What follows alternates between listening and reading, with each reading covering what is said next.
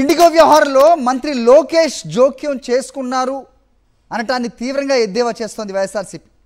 Lokesh war రూమ్లో రివ్యూలు చేస్తారంటూ ప్రకటన చేసిన టీడీపీ అధికార ప్రతినిధి తెలుగువారి పరువు తీశారన్నారు. అసలు పౌర విమానయాన శాఖకు నారా లోకేష్కు ఏం సంబంధం అని ప్రశ్నించారు.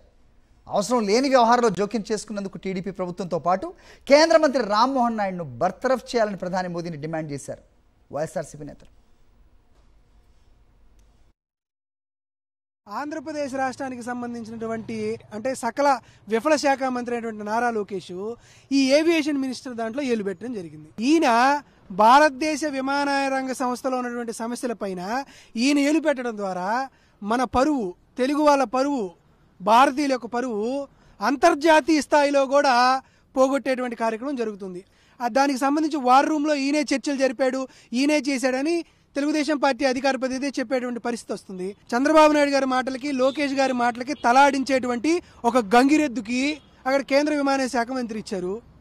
ఎందుకంటే ఒక బీసీకి మేము పదవి ఇచ్చామని చెప్పుకునేటువంటి పరిస్థితుల్లో ఆడిచ్చి అటు డమ్మీ వ్యక్తిని అక్కడ పెట్టి ఆయన శాఖలో ఈయన ఏలు పెట్టి ఈయన రివ్యూలు చేస్తూ ఈయన సమీక్షలు చేస్తూ ఈయన పాలసీ మేకింగ్ డిసిషన్స్ ఈయన తీసుకుంటుంటే ఇట్లానే తగలెడిద్ది. ఈ దరిద్రం అనేది మంగళగిరి నుండి అంతర్జాతీయ స్థాయికి వెళ్ళడం అనేది తెలుగు ప్రజలు చేసుకున్నటువంటి దురదృష్టకరం.